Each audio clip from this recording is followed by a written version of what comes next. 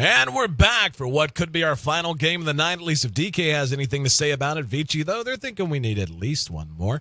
As they dropped game one, DK able to capitalize on Vici Gaming's hesitancy in the mid-game and now ready to shut the door and take themselves from what was a rather disappointing fourth-place finish in the overall group standings and put themselves in contention against IG in our grand finals for the East playoffs. That'll be on the way tomorrow, kicking off at 5 p.m. Winner of this series, whichever team it is, will be matching up against them. Winner of that goes to Vegas. And don't forget Thursday, that'll be Fnatic taking on Team Liquid with the same stakes on the line, ready to punch their tickets to our grand finals at Caesars Palace and join Alliance and LGD China in the process. I'm your host, Aaron AC Chambers. As you can see, the draft already underway. Vici snags up the Clockwork and the Rubik. Timbersaw adds the Timbersaw? How about DK adds Timbersaw and Crystal Maiden to their own mix so far to break down the draft and lend his insight and analysis. Welcome in again, Ben Merlini-Wu, and I am so tired I almost forgot your name, despite the fact that I've said it 50 times today alone. Welcome in, brother. 5 seconds remaining. Hey, how's it going? And I think that Vici actually does have a problem closing out games versus DK. I did watch the first game in their best of 3 versus DK the other day, and they kind of just let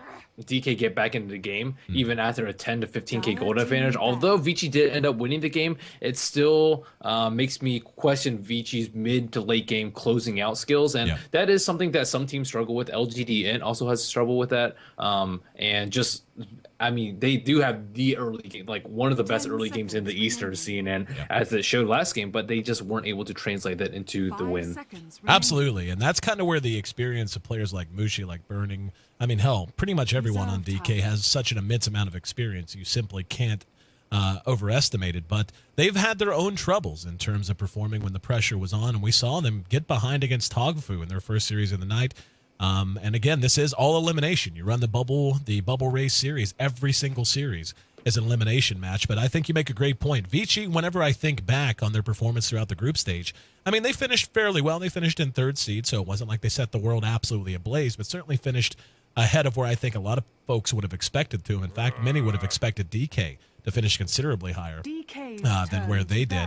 But when we saw Vici have success, it was almost always because they closed the game out after a huge early and mid game, and they would be ready to basically put a cherry on it right around 30 to 35 minutes in. And DK taking advantage of their inability to do so. And, that had a lot to do with composition, but also, again, Vici just hesitating, not pulling the trigger, maybe waiting one big item too long before they tried to make things happen. And then they had that disastrous fight where they tried to crack the tier 3 on bottom, and DK never looked back from there. But Vici going to be looking to get back in form. The Clockwork and Rubik pickups certainly give them some early options. DK, though, with the Timbersaw. Timbersaw really is just such a nice anchor unit. You can do so much with him. He can be a tough hero to crack. He can be of some pretty considerable usefulness in cracking tier 3s, being able to timber chain onto trees on the high ground and start fights that way. So both teams very wide open in their options so far. Yep, Timbersaw, very good pickup. Clockwork, very good pickup too. Clockwork, I think I saw one game today where it wasn't really useful, but other than that, he just seems to consistently do very, very well.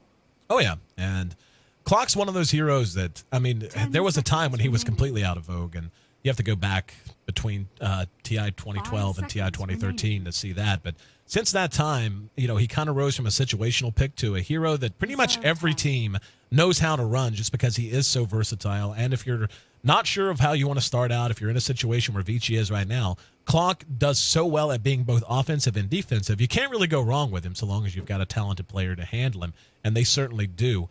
They have a number of players that can actually play him fairly effectively. So second ban phase finally reaches its conclusion. They ban out the Kunkka and the OD, so they fear DK coming out with punching power in the early to mid game, and DK getting rid of the Luna and the Dragon Knights, so not wanting to give Vici a lot of those heroes that can come to fights early, can push early, but can transition into the late game. And this is where things get interesting. I really want to see more than anything how Vici approaches this. They're going to go ahead and grab another support in the Nyx Assassin, but basically how all in is Vici going to put themselves in the mid game? Are they going to capitalize on that strength that perhaps the sacrifice of the late game, which is where DK shines a bit more than Vici, and vice versa?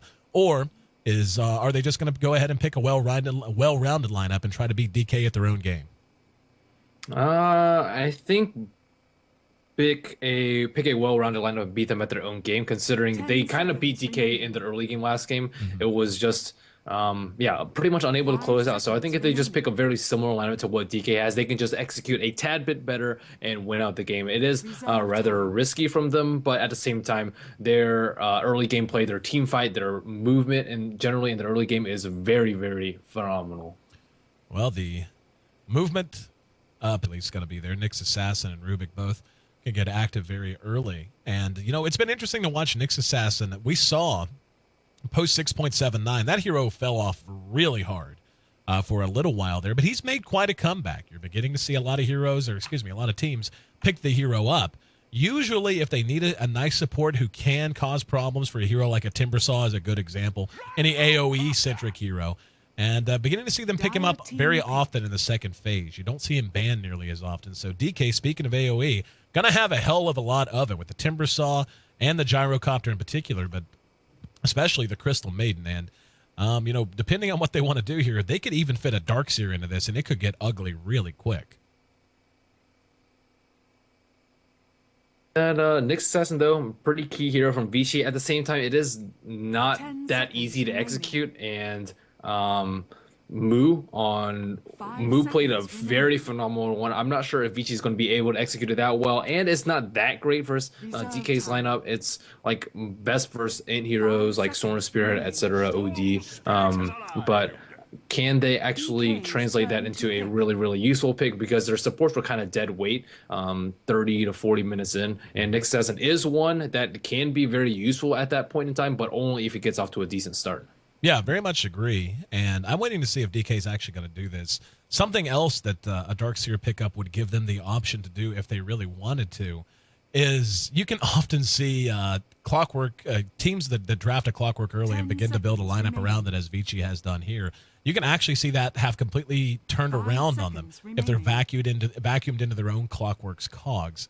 And that's always an interesting option. That's always fun to see, especially whenever you already have so much AoE, again, that can be poured out in such a small amount of space between cooldown and the Chakram. But nope, they're going to go ahead and grab the puck. Was going to say the Darkseer most likely to end up mid in that situation. So the Timbersaw will probably be in a solo lane situation one way or the other. And we'll see what other support they want to add into their lineup. But again, very AoE-centric. And Vici, I think the name of the game for them is going to be rotation and reach. Clockwork and Storm Spirit, really none better in the business in those terms. Yeah, I think that Puck's a really good pickup here because they need something that can get them jump on Vici. Because as it stands right now, they have the Clockwork initiate, they have the Nyx initiate, they have the Storm Spirit initiate, and if DK doesn't have a response to that, they're just going to lose one at the very start of the fight, and then it's going to be difficult to win a team fight from there. But if Puck can blink, get the jump in on Nyx Assassin, get the jump in on Storm Spirit, catch him with a coil into a call down, then that's how DK wins team fights. And I think it's very smart of them to pick that up. Mushi plays a pretty good one, and they also need something that can control the lane pretty well versus Storm Spirit. Timbersaw, not the best hero at that. And waiting to see what Vici wants to round out their lineup with. Obviously, they're looking for some sort of a carry. The Alchemist has already been banned out. Luna, Dragon Knight, and the Lifestealer. A lot of those mid-game carries, especially the Lifestealer, I like that ban a lot out of DK. Take the option of the Nyx Bomb away from the Storm Spirit as well. And now it's just kind of up to them. Do they want to secure late-game farm, or do they want to go ahead and go straight up for something that's just going to allow them to fight that much earlier? It's going to be a clink. So they're definitely looking to capitalize on what we harped on, what we said they've been so good at, and what they've shown us time and time again is really their speciality. That's the early to mid game. They get clinks off to a good start. They've got a lot of reach again between Clockwork and Storm Spirit. This is a game they could take over, but DK has a much, much safer hero in terms of late game in the Gyrocopter. Gyro, you know, once he gets fair amount of farm, gets his survivability up because of Flat Cannon, he can just basically 1 versus 5 so long as he has someone to keep some space between himself and the enemy. And they're going to have that with Ice's Timbersaw to begin with, and they're going to have great initiation and now a great way to silence out a hero like a Storm Spirit in the Doom. So I really like DK's draft quite a lot here. Yeah, I think the Doom is a really nice pickup. It's very good if you can initiate on Nyx Assassin or Storm Spirit, and they just need various ways to initiate the fight and counter initiate too, because if Storm jumps in somebody, he gets Doom, the fight turns completely around. If they can manage to catch Clinks too without Death Pack, although that's going to be very, very uncommon, he is just going to fall no matter how farmed he is. And we're ready to load in. could potentially once again be the last game of the evening. We will have 2 best-of-5s on the way in consecutive nights. Wednesday coming up tomorrow, I should say, and that'll be not quite 24 hours from now, obviously a little less, but it'll be 5 p.m. Pacific Standard Time. The winner of this match will be matching up against Invictus Gaming in a best-of-5 to determine which team will join LGD China as Eastern representatives at our grand finals coming up in Las Vegas at CES. And I'm pretty sure, I've got to double-check, the dates are going to be January 7th through 10th. And something worth driving home. If you happen to be in the Las Vegas area and not sure, never been to an event before, wondering about tickets and all that, it's free. All you got to do is show up, man. Come on out to Caesars and come say hello. It is first come, first serve seating, obviously, as there will be limited space, but won't even be on the floor of CES. It'll actually be in Kingston HyperX's booth, which will occupy an entire ballroom of Caesars Palace. And since it's not actually on the floor, you don't need to pass CES or anything. So please come out and say hello. We would love to meet you. I'll be there along with Merlini and, of course, most of the D2L staff, and certainly 4 teams, one of which will be DK, could be, I should say, DK or VG.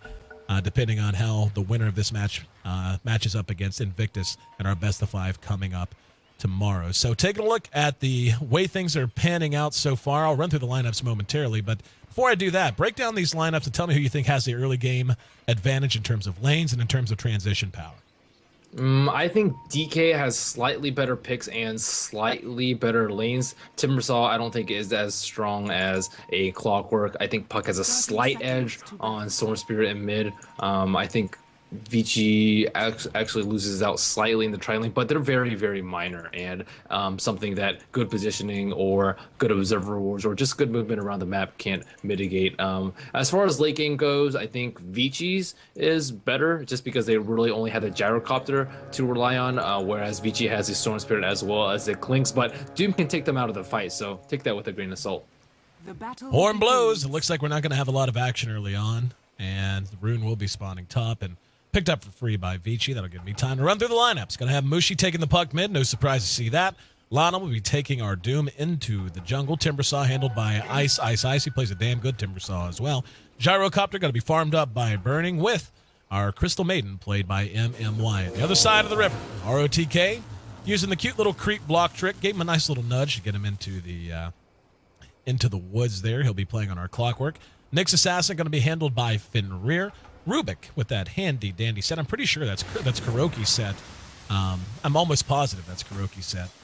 And he'll be played by FY this time. We're going to have Super taking our Storm Spirit mid. Super, an excellent Storm Spirit player in his own right. But it's really all going to depend on Siler. Needs a good start, needs to be active, needs to be able to seal the deal before that farm can really kick in for both the Doom and the Gyrocopter. Yep, and it's going to be, I think, rather passive early game. Both teams just looking to farm out, get levels under supports. It's going to be pretty difficult for DK to kill out ROTK on top, and fairly difficult for Vici to kill out Ice on top lane. Yep, Ice already up to level 2. Vici trying to soak what experience they can. We will have a very brief pause, and hopefully not too big of an issue, or at least not one that will take... oh, never mind. Looks like we're good to go. Someone must have dropped a mouse or headset fell off, something like that. But, taking a look, this is just how aggressive Timbersaw can play at this stage of the game just because of reactive armor. Just right up in their faces, playing without any fear at all. Level 2 hasn't skilled Timber Chain yet, but he does have it if he needs it, or Whirling Death. He could potentially go for a kill or at least steal the creeps. I think he got experience for that Centaur too, so I'd say he's doing pretty well in this top lane. Siler doing very well too. Looks like Big Ring of Basilius. I'm not sure if he's going for early Midas or not. Too early to tell. Very nice creep equilibrium control by Siler, keeping this pushed way up under his own tower. CS sitting on 5. Burning, though, doing what Burning does, which is farming freely and doing a hell of a job at it. He's got 8 CS, and mid, also a good start for Mushi as he's tallied 9 CS already to the 7, now 8 of Super, so roughly a break even all over the place. Who you think's under more pressure here? I mean, I think we both agree Vici's lineup without that hard late game carry really needs to get a lot done. But, I mean, in terms of just making things happen, do you think it's going to be on DK to make sure they don't allow a hero like Clinks to get the farm and the freedom he wants? Or is it going to be just on Vici to just say, okay, we have to execute into DK before we can feel at all secure? I think it's mostly just they can't get caught out by Doom too many times. If they get the jump on DK and he has to like panic Doom, I think they'll win the team fights. It's not like Gyrocopter getting farm is about equal to Klink's getting farm. As long as they stick together, when Klinks has Orchid, he shouldn't be able to do that much damage. But really, it's down to how the team fight initiations go. Burning, farming under his own tower. We saw the pickup there of Ice rotated into mid, but made his way back up to top. And it looks like your prediction of a relatively passive early game coming true. A lot of them will be playing on the Doom, and if there's any hero who really won out a lot in the 6.79 changes of the jungle, it is Doom. He's one of the very few who can jungle just as effectively and as quickly as he always has, especially when he lucks into a Wild Wing Ripper early on. He can stack a camp and make things like this happen. Yep. Yes, he can. And yeah, nothing too exciting going on in this early game. Mushi and Super almost dead even as CS. Oh, actually, Mushi may go for a kill. Mushi, ooh, thought about it. Super was quite low. Only had a tango. No bottle, no other regen. So Mushi, though, looks like would much rather prioritize being safe. He actually had an orb he could have tossed out there, too. Pretty sure that was off cooldown. But not wanting to take the chance, Timber Chain going to get Ice back to safety. Damage being poured out by Sylar. They're going to go ahead and look to get behind this tower and make life hell for our Timber Saw. Night comes, and Ice forced all the way back. Not a lot of damage being done to the tower, at least not for the moment, though. Yep. Regen rune for Mushi, too, so he will have a very good grasp on this mid lane. Ice trying to get, or Venrir is trying to zone him out, but he just salves up and looks like he's okay. Sylar does hit really, really hard with burning arrows, too. Oh, Venrir, I thought he was going for an Impale there. Not quite yet, looks like. And again, I think we've seen a couple of times when maybe in a different game, they would have taken slightly more chances, Mushi in mid and then Fenrir there, but instead deciding to go ahead and play passively. Burning's got 24 CS. That's the exact same number Sylar happens to have. Has got a little bit more damage onto the tower, but Mushi sitting on 23, really winning this mid lane battle fairly well. I mean, just 5 ahead, but still 5's 5. 20 denies on the Gyrocopter, though, so robbing ROTK of a fair amount of experience. Still, he's already level 4.5.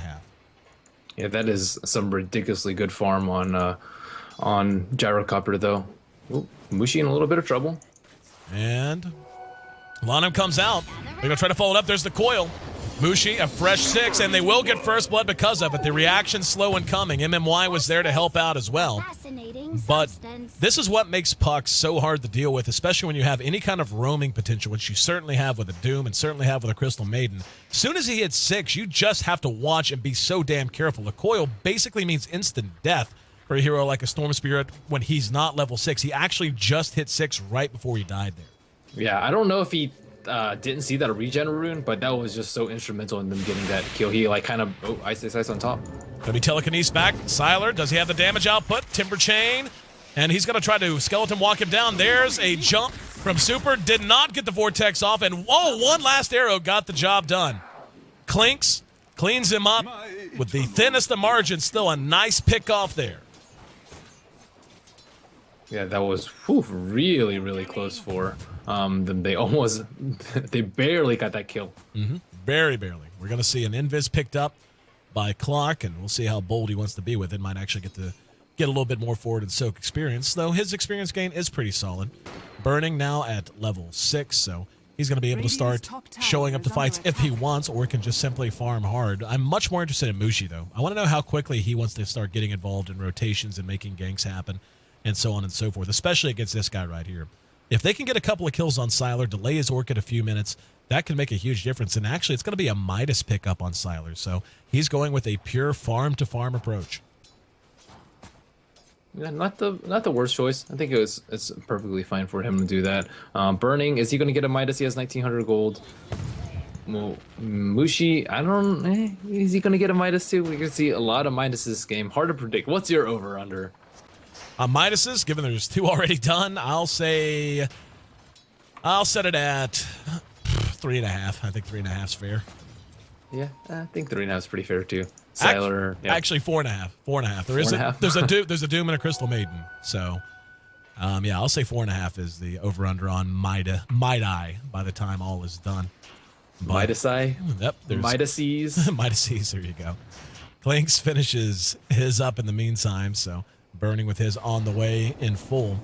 And here in mid, Mushi just continuing to farm away. He's getting close to Blink Dagger range. Only needs about another 650 gold or so. A lot of attention now being given to him, though. Super's there. Doesn't have a lot of mana to jump with, though. And it's actually going to be a Soul Ring pickup after the Midas for Clink, so not in any particular hurry to get his Orchid up. Not rushing it or anything. And ROTK came out, unfortunately for him. Mushi able to jaunt to safety. Had some help in MMY, but a missed opportunity there for Vici. Yep, he needs level 6 ASAP. If he's level 6, they can get an easy kill there. Ice doing pretty poorly in terms of levels 2. Both of those offlaners sitting just around that level 5 mark. Burning just still farming away. Wonder whether they're going to try and push early. Again, there's no real pressure from either teams. I think each of these have equal late game, and if they think they can execute better, then they'll choose to farm it up. Or if they deem ganking the other team too risky, then they can just take the safer route and farm it up. Well, what I think is going to end up happening if this continues and we don't see Vici put more pressure on and try to hold Mushi down, for example, try to keep him off his blink, so on and so forth. They've already got Sylar looking to get up his Orchid and looking to be a bit more scalable off of more than kills. Usually what you'll see with a lot of Clink's players is they rush the Orchid, maybe a Soul Ring comes out first, maybe an Aquila or what have you. But then it becomes all about roaming, and they either get their kills and they do okay, or they don't get their kills. So I think they want a little bit more security. FY pursued out here in mid, and Coil goes down. They manage to get him, but MMY in trouble as well. There's a Doom on ROTK, and he's doing what damage he can. Here comes the jump from Super, looking to track down Mushi. That's not your jungle, brother. Going to try to jump back through the enemy, and will be able to make it with just about 350 HP. ROTK has hooked, though. There it is. Comes right up from behind. There's the jump from Super to secure the kill, and actually Mushi gets the kill instead. Thanks to the level death coming out from Lanham. He phase shifts the last auto attack, but phase shift only working once. So they end up trading 2 for 1. Would have escaped. If he had, I don't know if he has lag issues, but if he like immediately moves right after phase shift, he sat in there for like maybe a quarter of a second instead of almost instantaneous, and then orbs to dodge a last attack, he can escape, but that's still asking for a lot. Mushi did come up on top in that matchup though. Even though he didn't spend his gold, he does manage to afford his Blink Dagger nonetheless. That's a ridiculously fast Blink Dagger. Nice from him. Yep, 10 minutes. He's sitting at 44 CS. Not quite burning level, not quite Sylar level, but quite decent farm nonetheless. But yeah, back to Sylar. I think they're going to try to scale well, but what I think is going to end up happening is it's going to feel a lot like game 1, where there is a definite window of execution. Hang on, Mushi. Caught and phase shifting, trying to get away from it. So even though he got off to a great start, he immediately manages to get back a bunch of kills. He's 3-2. He started out 3-0, gave 2 away in about 90 seconds.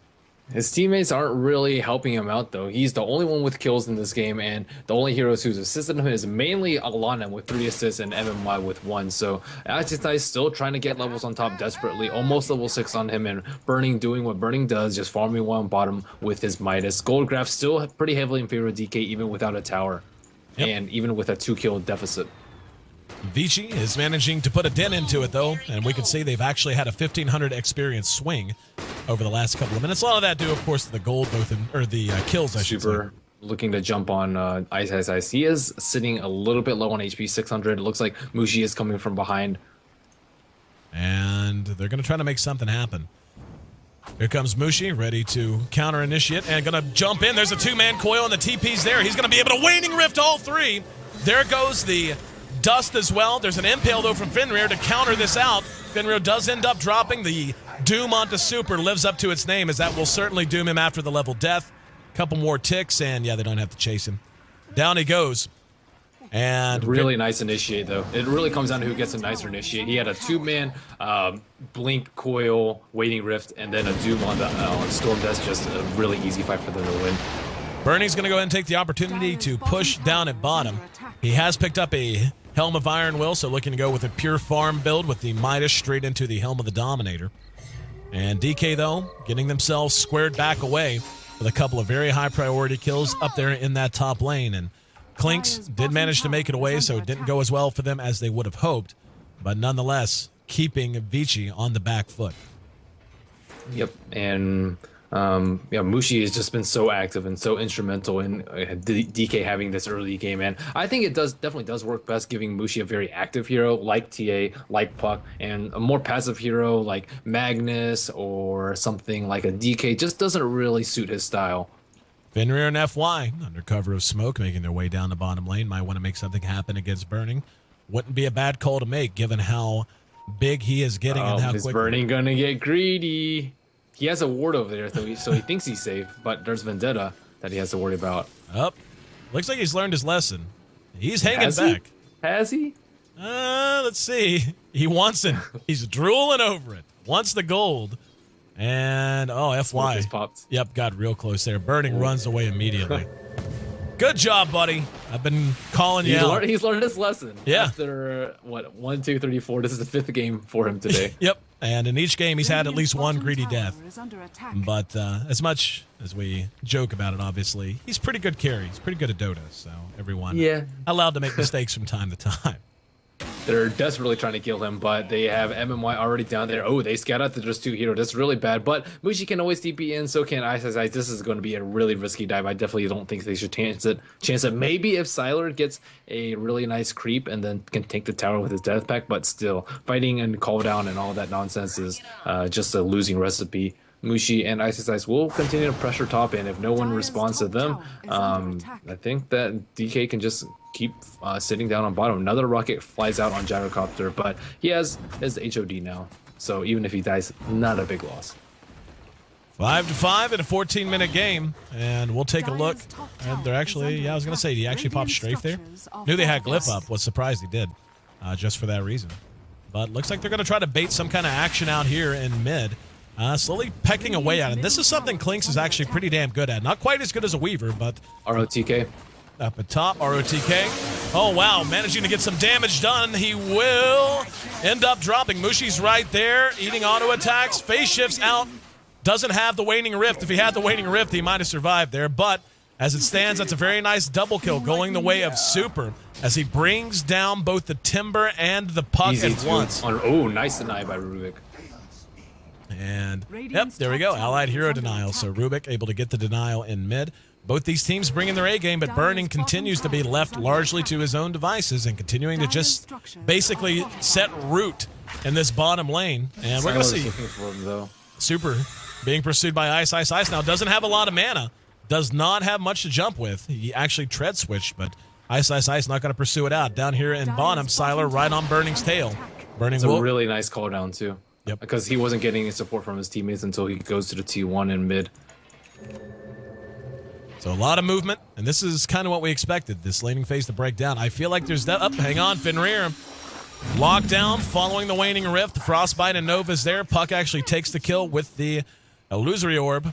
But I definitely feel like this is beginning to reach a point where Vici has that window of opportunity they have to execute through, and it's going to be in the next 10 to 15 minutes. They simply don't want DK to maintain the status quo. They need to try to take control. And that's not necessarily true. I think right now, without the Orchid on Klinks, they can't really do that much. But once they get the Orchid on Klinks, I think that DK is going to be in a lot of trouble. And this split push, split ganking, farming thing is not going to work out too well just because Klinks is really good at dissecting that sort of play. Especially Ice will just fall. Up at top, Ice leading the charge. He's got a whole lot of support as DK is rotated as a mass. They've got a sentry down as well in anticipation of Klinks coming to scout. ROTK going to shoot the hook and catch 2. Cogs are a little late in going down. That's going to isolate him out. Here's the call down. That's going to catch a couple. Super engaging through the back of the fight. Burning actually survives there. DK making it away with very little health. We're going to see FY pursued by Timber. Coil did go down. Sylar's there to help clean it up. Fenrir coming in now as well. There's a Vendetta death. And now Ice. Isolated out. Vici getting the job done and a triple kill for Sylar. That's exactly what they wanted and needed. That should be the Orchid done entirely. And Sylar now ready to become that force of nature. That's exactly what I was talking about. They just needed to take an engagement, take control of the map, take control of the speed of the game, and they're certainly going to be able to build upon that now that Sylar is ready to get out and moving with that Orchid done. Yeah, that was a very nice reaction from him too. He was there like as soon as he could be, just TP, knowing that his team needs him there. And with Doom always being used on a Storm Sphere, they need as many people there as possible, because if it's a very small engagement, like a 2-on-2 or 3-on-3, they'll just win out because of Doom. Mushi gets picked off in mid. Yep, there he goes. And as of right now, Siler is poised to just go berserk. It's 12-11, but he's 5-0. And this game is going to be much tougher for DK to manage. And we can see that gold They graph. need Ghost Scepters up all around. Oh, definitely. They need one on Puck as well as Timber. I don't think CM will be able to farm it, and Gyrocopter can just BKB through it. So pretty much just Puck and Timber need Ghost Scepters. They're not that far off too. Oh, actually, Puck just spent his gold, so he's really far off. Timbersault's not that far off, though. ROTK wandering around enemy territory, looking for a hook. Not going to find one anytime soon, but you can just see the posturing of Vici totally different now. They have the map essentially cut off, and here comes Siler along the ridgeline. Level 14 already, 1,400 gold in the bank, and MMY might just get blown up for free if he comes out at all by himself, and a couple more steps might be all it takes. Siler still ducking in and out, not willing to take the chance. We'll go ahead and back out. Yep, they have a Sentry Ward in their jungle, but not really sure where he's going to be. Siler will eat it, so now they know where he is. But yeah, they're really scared right now. And now that the Orchids come out, DK has to play completely differently. And Ice even has to feel threatened even under cover his own T1 tower. Puck can go a Yules too instead of a Ghost Scepter. It's not terrible. It's not the greatest, but either one of those will do. He needs one defensive item though, surely. Super in position, might be ready to jump on Burning. Burning's coming way too far out. FY is right there, and here we go. Burning, Vortex out, ROTK right there with him. Hooks in, following the jump in. Call down will go off, so ROTK might end up paying the price. Mushi's there to help try to get an exchange. In the meantime, Siler manages to tack on another kill. FY will be able to TP away. So you end up making it a 2-for-1 exchange, dropping the two most important heroes for DK right now in the Timbersaw and the Gyro. So as long as Vici can continue to take exchanges like this, they're going to be quite happy about it. Yeah, they just can't stop Siler right now, and they doomed Super over and over, and he's still finding his farm too. He almost has an Orchid himself. So it's nice and all to keep Super down, but when you have a Clink just running rampant, it's not a good trade-off. And there's not really too much they could have done. I suppose maybe just be better prepared with positioning and sentries. But yeah, right now Siler is just poised to run away with this game, and they can do Roshan very easily too. Siler sitting at 11,000 net worth as of right now, and that's ahead of Burning by more than 3,000 already, and has yet to die. Just continuing to do what Clinks does, which is run around and be a little fiery terror, going right to work on him. And just look at this, the amount of damage output he already has. Silenced out, and DK is going to have to do something to get this back on track soon. They're trying to bait something out up here on top, but they're going to end up knowing no one's home as soon as Roshan drops here in about the next 10 seconds. Yep, and that will be Super's Orchid. I believe he has it. Nope, just a couple hundred gold away. Yeah, DK. Yeah, this is what is wrong with Midas Gaming. Like, if they just get mid-game items like Orchids, and you're the only guy in your team with any sort of farm, even if you are super farm, your team's just going to fall around you. Yep. And Vici, going to trade a tier 1 for a tier 1. DK obviously would have liked something better, but in that situation, really not a whole lot more they could do confidently. Looks like Vici, though, going to continue to bring the fight to them. Just going to rotate right back into the Radiant jungle, probably go grab the creep wave and try to force a fight. Mm-hmm. That will be Super's Orchid of his own up, so even more abilities to just shut them down. Blink Dagger is actually done on Clinks. I don't know that I've ever seen that, a blink on a Clinks. The new hot thing to get after MLG. Yep. But, yeah, I'm trying to think if I've seen it as a caster. Definitely saw it a couple of other places, but as an actual caster. First time I've had a chance to see it. So, Siler getting into position and just about ready to make DK pay. BKB not far from Burning. If they could just hold the line a little bit longer, get up a BKB, maybe try to take a nice AoE engagement. As you said during the draft, so much of this comes down to initiation, but the range and the reach on Super and ROTK makes that a battle that's tough to win for DK. Yeah, they just need to get enough damage on Burning so they can kill him through the BKB, which is not that difficult because Clinks can do a ton of damage to Burning even while he is in big yellow form. So Super should prioritize either vortexing him or Puck, and then after that it should be a matter of everyone just falling after that. Vici takes down the first of the tier 2s. And now going to go right back to farming.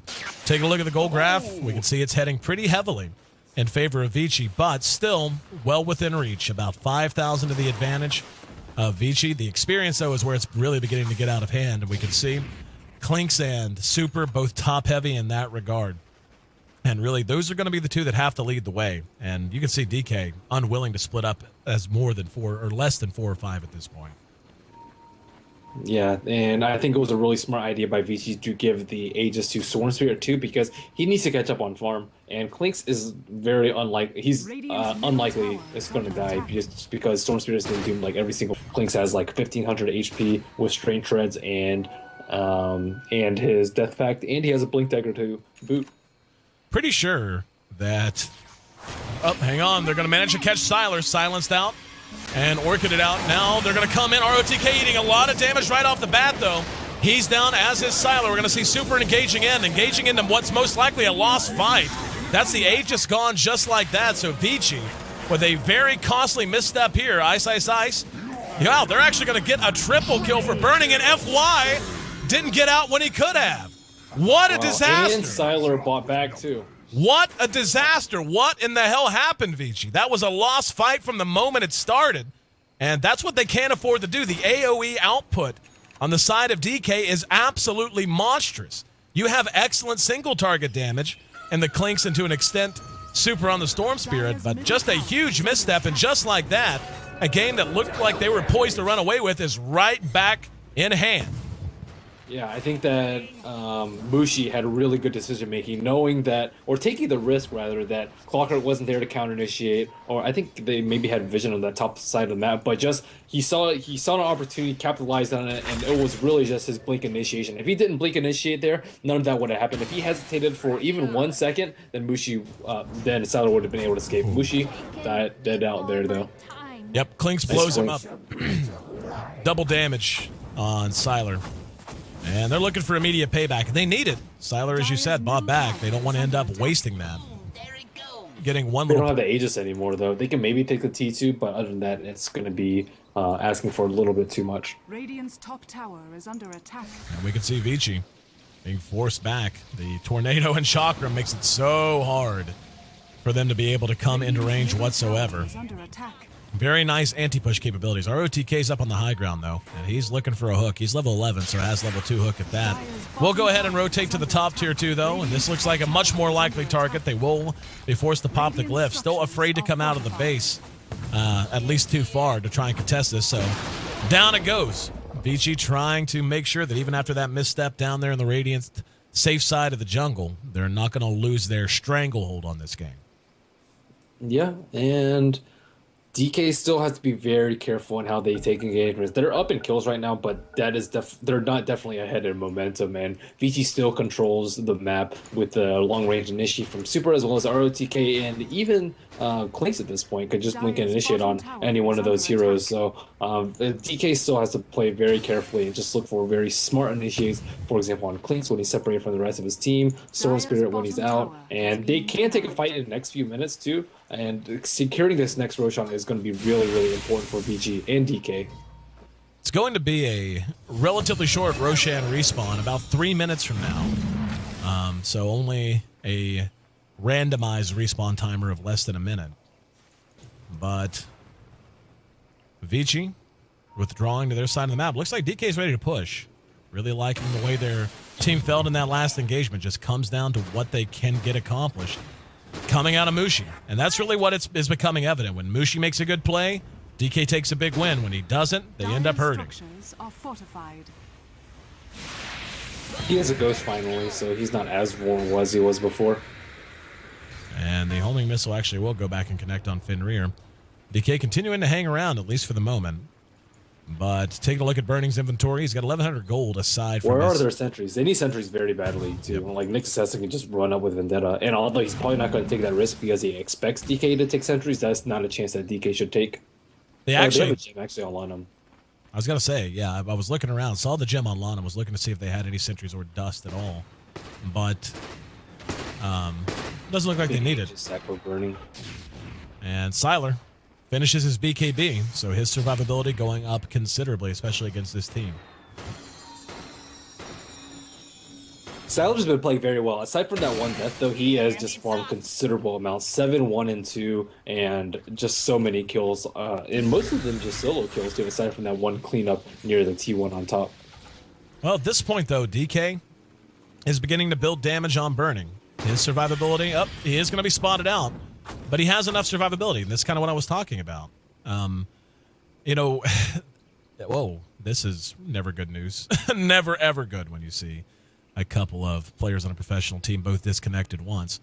But nonetheless, his survivability is plenty high enough between the BK... Oh, that's just great news, let me tell you.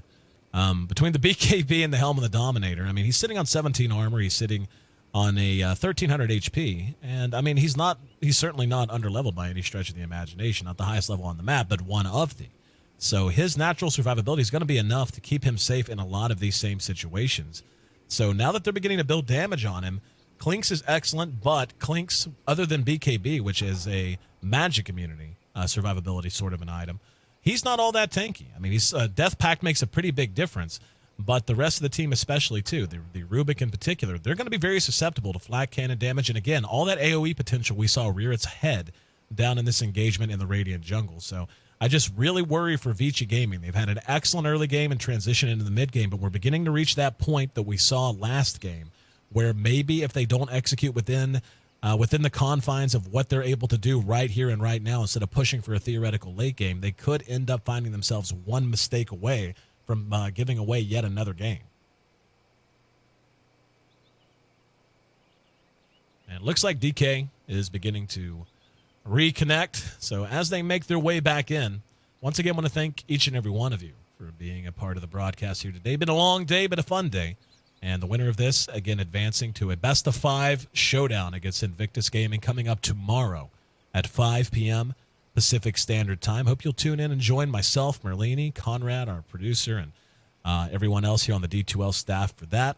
Really looking forward to that. And, of course, the Western Finals here in our bubble race will be on Thursday. That'll be at 9 a.m. Pacific Standard Time. So no matter what, hopefully over the next couple of days, be a lot of Dota on time for you. So while we wait on DK to join back in, why don't you go ahead and let folks know, Merlini, since this could potentially be our last game of the night. Sure, there's a lot of people who have loved your insight and analysis, a former professional player's point of view, would love to find a way to tap into that. Why don't you drop the deets and let them know just how they can begin to access your knowledge elsewhere. You can follow me for updates on Twitter and Facebook /MerliniDota, as well as YouTube, where I release videos daily, youtube.com/MerliniDota. And I also have my website up and running. Not too much content on there. Social media is better. There you go.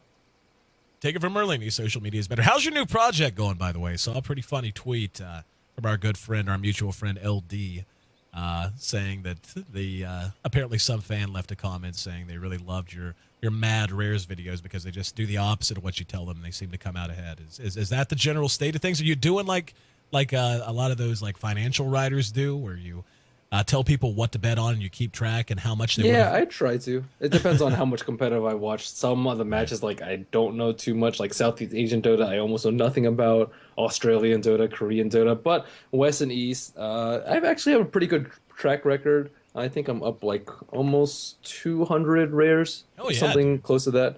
Yeah, so, I mean, it's respectable. That's But awesome. I mean, a lot of people don't have time to watch enough competitive, and I mean, I'm watching competitive as I'm casting too. So Right. all in all, it's nice to get people interested in competitive too, just because it makes the game so much more exciting when you have something on the line. But at the same time, it does develop bad habits now and then. once in a while. You pull the the Pete Rose, man? Do you bet on matches that we cast together?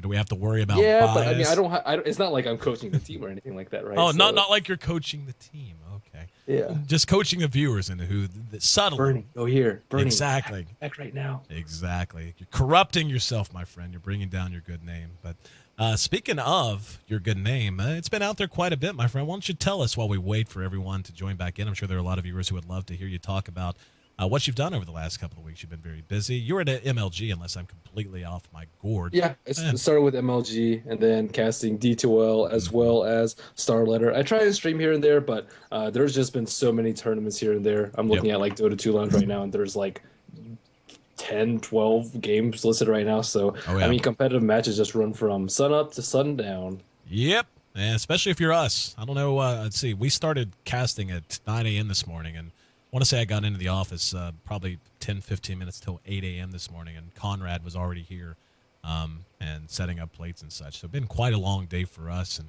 really hope we're able to get our missing 2 players back in, because we would. That's the thing, and waiting's kind of a pain, especially after a long day like this. But what's a bigger pain is seeing a series come to an end because 2 players can't connect to a game and that kind of thing. That's just miserable. So.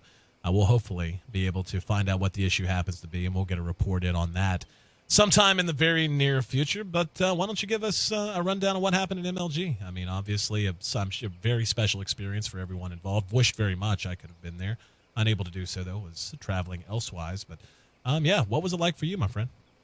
It was pretty exciting. I think the most exciting part was just how the underdogs pulled through. I mean, everyone had favored Alliance and Na'Vi. They were top 2 at TI3 and pretty much just dominated every single tournament up until then. And we had, I think, 9 total teams there. And Sigma and Speed were kind of there at the last minute. DK flew out from China, and everyone was like, well, Alliance and Na'Vi are probably still going to win. And lo and behold, come playoff time, there is only Na'Vi there, and they actually drop in the semifinals. So it's DK beating out Na'Vi there. And DK actually beat out Alliance and Na'Vi very convincingly in the group stage.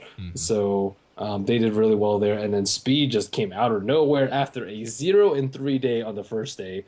Came back to win all 5 of their games, including a win versus DK for the very last match of the day. And they went into the playoffs, and they actually took down DK in a pretty epically long series, too. So I think it's nice for competitive Dota that other teams do stand a chance against the Western and Eastern powerhouses. Oh, absolutely. It's really speaks to the parity of things. And, I'm not to take anything away from a team like Speed, but that's part of the reason these major patch changes do come in all at once instead of just like little tweaks here, little tweaks there.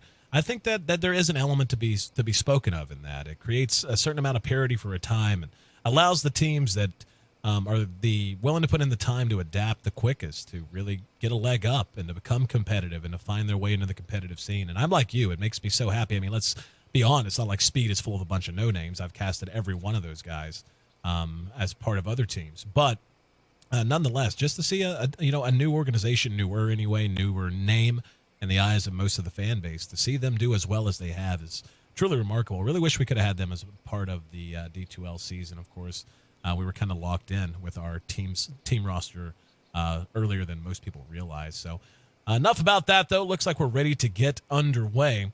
And looking ahead, we're coming up on 30 minutes here. How do you feel about both of these teams and what their goals and aspirations, what their dreams should be, Merlini, as we head towards the late game portion of our second game here? DK just needs to not get picked off by Clinks, not give them free kills, and Vici just needs to get kills with Clinks if the opportunity presents itself. If not, just control the map and do Roshan and just keep farming up. They will have a link is up on Storm Spear. I think I would prefer a BKB just because you can get level death and then doomed.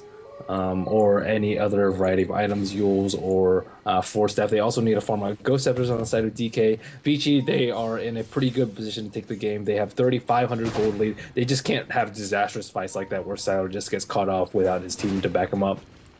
Burning is definitely becoming a liability. He's got his Demon Edge up already, and depending on what he wants to grab, an MKB, or excuse me, not an MKB, a Eagle Song on the way to a Butterfly could very much be an option. Just keep the naked Demon Edge there for pure damage purposes. Nope, not going to be the case. He will go straight up MKB. So just wanting to build pure damage right out the gate.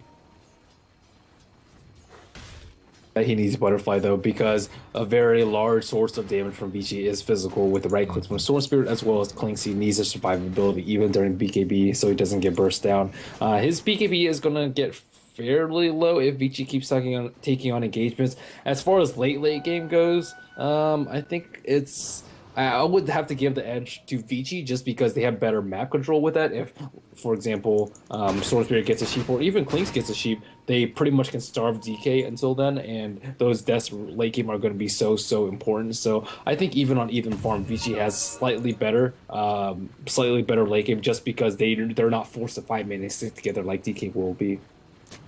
DK moving. That's 5, as you had mentioned, looking to make something happen.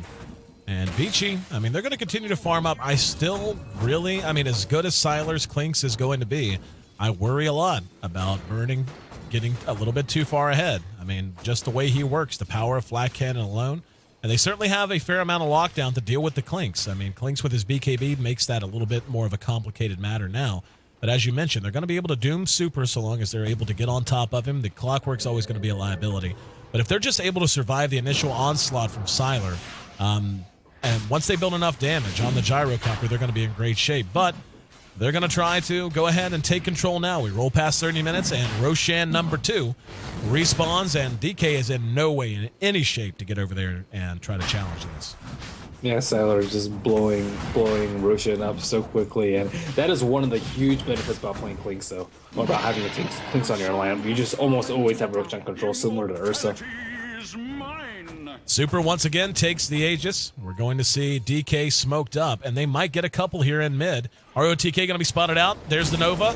Cogs go down. Force Staff gets him to safety. They can't engage through it, so they're forced to pull back. Homing missile will not quite connect, but looks like they want to force a fight, and now might be the time.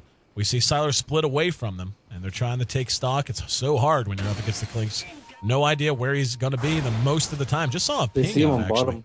Yeah, they actually just pinged him out. Oh, there's the ward. That's how. Walked right by it. Super joins up with him. He is going to go ahead and skeleton walk back to safety, though. Yep, they have a gem, and they're just waiting for Sylar to make another mistake and walk into him, but he wisens up and takes the river instead of going backsiding from behind. They can kill Super twice, though, with a Blink Silence from Mushi to kill him the first time and then a Doom to kill him during his Aegis. Super has to be very careful. Sylar going to go ahead and rotate over. Takes a look at the Ancient stack and decides, go ahead and take one. Oh, they see punch. Super. They see Super right now.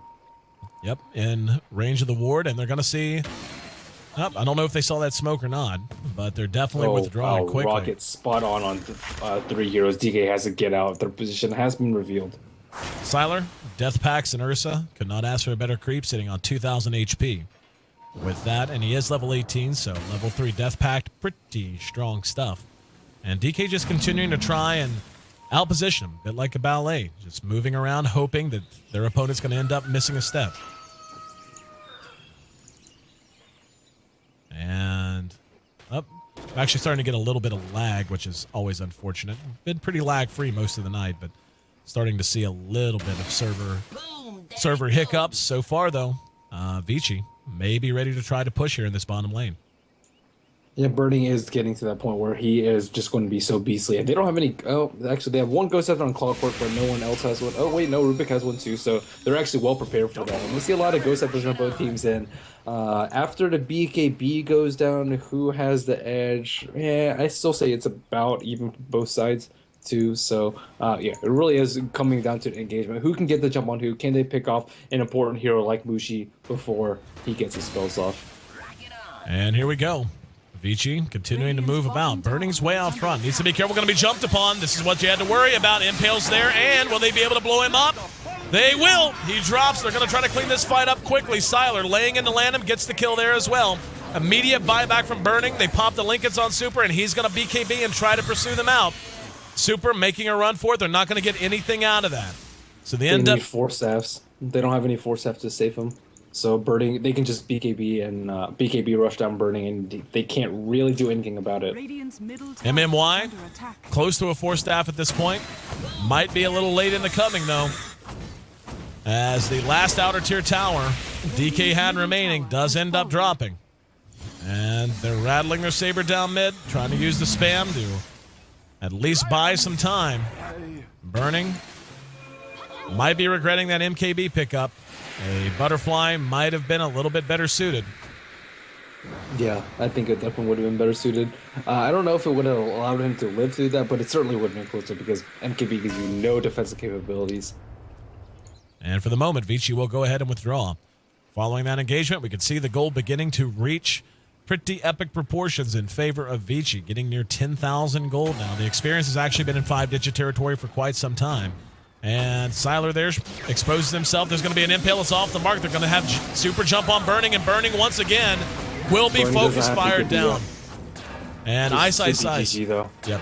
Ice. Trying to get away. Fenrir's there to follow up with the impale. Here comes Siler. And down he goes. Both heroes down for a while. Storm actually manages to track down a kill on Crystal Maiden as well.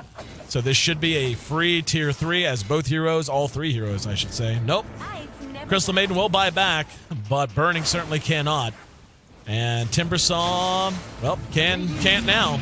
Buys back to try and extend this game, but don't know what good it's going to do them. And continuing to hold the line, but pretty sure Vici could just kind of have their way with this tier 3 now. The pure damage output out of Clinks when he has Strafe available is just monstrous. And there's going to be a nice coil. Can they follow it up? Impale on Ice. There's going to be super vortexing him back. Lanham caught out by ROTK. Cogs didn't go down. They're still unable to get any kill but the Nyx Assassin. Timber drops after the buyback. Now Lanham's in trouble. Got off the Doom, but don't know that it's going to matter. As we'll see, the Aegis popped. He'll be happy to come back up fighting. Burning's going to be back up momentarily. ROTK forced to back. And Super jumps his way to safety. And looks like they will go ahead and withdraw entirely, at least for a bit. DK hell-bent on extending this game. Yeah, FY has Doom in his arsenal too, so that's going to be a pretty easy engagement for Vici if DK tries to contest in the next couple of minutes. They don't even have the T1 tower in mid. Vici, still no pressure on them. They have the better late game, and this is much better for them than last game. They drafted a lot better for those. They pretty much play the exact same style as last game, except they have better late game. So Vici, I think, learned a lot from their mistakes from the first game, and with the next Aegis and Roshan too, they can either get both a Storm, one and one to Clink. They should be able to kill Burning one more time, and then the game should be over from there. Burning, he just does not have enough sort of ability right now. He doesn't have any BKB, anti-BKB engagements from his team too. Whereas Vici, they have the Clockwork hookshot, and they can really just jump on DK and counter the BKB engage from DK. Like if Mushi blinks in with Coil, Waning Rift, Elucidor, they can just BKB and turn around, but he can't really BKB through the Vortex. He's already taking too much damage past it, and Saddle will still be beating on him through BKB. So Vici will win these next engagements if they get a decent initiate. But it's pretty simple. Just jump in on Burning and just focus him down with Siler and pop your BKB. Really no reason for Vici to do much but what they're doing, which is run his 5, smoke up, look for a pick. They have total map control and ready to just take this game in hand and force us to our third best of 3 series that goes the distance. And DK was pushed to the distance and pushed to the brink in game 1. Now Burning going to be jumped on. That'll be that. He's down. No hope of a buyback. He's down for 64 seconds. Down goes the Timber, and would expect the GGs to be coming out sometime very soon.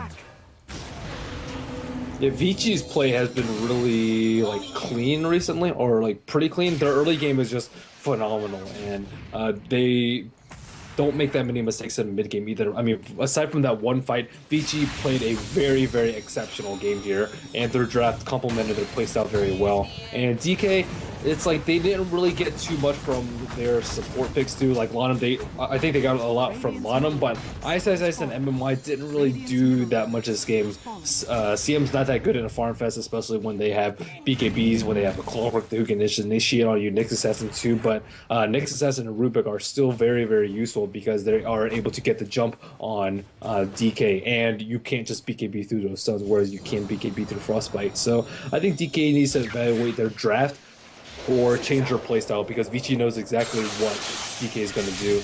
Mushi going to be caught out as well. And Siler continues to just pad the stats, sitting at 12-1 now.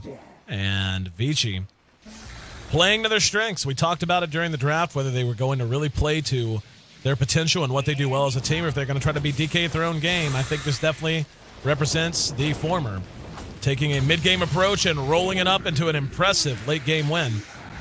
Continuing to pile up the kills, but really all over but the crying at this point. Burning's up, but one set of racks down, only a matter of time before a hook finds him or something along those lines. And we'll see a Doom onto him.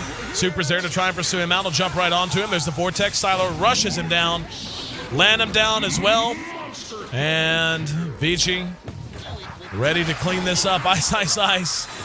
Hooked upon as Burning calls the GG. So once again, coming into play, we knew we would see some top-notch Dota today, my friend. Third time today, we see a series go the distance. 29-17, the final kill score as DK is pushed to the brink. Vici battles back. Our definite last game coming up in just a moment, but for sure, an excellent showing out of Vici, and what a way to bounce back after a tough loss in Game 1. I think they can just go with tried and true, just play the same way they did in Game 1 and Game 2, and just make sure that your draft is well suited for the late game. And unless DK pulls out something different, Vici will be in a very good position to advance into the playoffs. Very much agreed. Taking a look at our standout performers, 14-1, obviously. Siler, a pretty big contributor, to put it mildly, accounting for just about 20, just about half of Vici's 29 kills amassed throughout that entire game. Was involved in 19 of those 29. Storm Spirit played by Super, 5-4-15, nothing outstanding, but was where he needed to be when he needed to be there. ROTK had some good hooks here and there. Largely, though, just not a lot of mistakes. The word Ben used, which I think is applicable, is tight. It's very tight. Not a lot of sloppy play that time around. Not a lot of opportunities for DK to capitalize and take a lead of their own. Again, 17-29, the final kill score, 39 minutes, 41 seconds. Official game time. Game 3's on the way. I'm your host there in AC Chambers. Thanks so much, guys. It's been a fun day, a long day, and now we know definitively it'll be our last game coming up for Ben and myself. Of course, thanks to you for making the broadcast possible. Without you guys, wouldn't be a thing. And we're just about done with the early stages of our bubble race playoffs now.